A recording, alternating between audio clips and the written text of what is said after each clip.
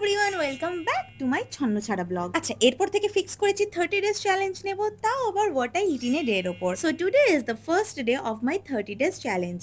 এক বাটি ওটস দিয়ে দিনটা শুরু করে সেজে গুজে পটের বিবি হয়ে চলে গেলাম পড়তে। পড়ার থেকে বাড়িতে এসে স্নান করে বসে পড়েছিলাম আমি লাঞ্চ করতে। আর আজকের লাঞ্চে ছিল ভাত আর বিভিন্ন সবজি দিয়ে তৈরি করা একটা ডাল। তবে তোমরা বলতেই পারো এই what I it in a day ব্লগটা একটু হেলদি অ্যাডিশন। এরপর ভাতের সঙ্গে একটু ডাল নিয়ে লঙ্কা টিপে গরজটা মুখে দিলাম।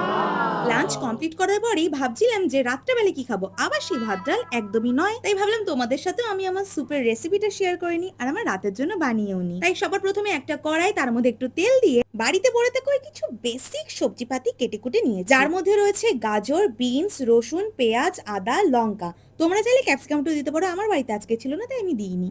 সব সবজিপাতি তেলের মধ্যে ছাড়ার পর একটুখানি নাড়াচাড়া করার পর যখন দেখবে লাল লাল উঠছে, আমি এখানে আবার কালো করে ফেলেছিলাম, সেটা বড় কথা নয়। তখন একটু জল দিয়ে দেবে, এরপরে দিয়ে দেবে স্বাদ মতন লবণ।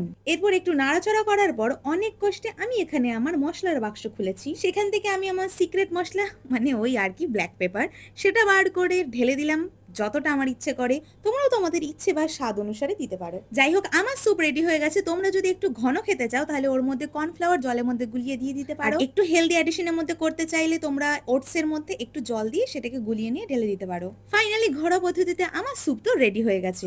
রান্না করার পর ইনি চলে এসেছিলেন আমার কাছে পড়তে, কারণ ইনি আজকে নতুন হেয়ার কাট করেছেন, তাই উনি বললেন উনাকে দেখাতে। এরপর ইনি এসে বলেন ইনি আপনাদের একটা কবিতা শোনাবে, তোমরাও শোনো।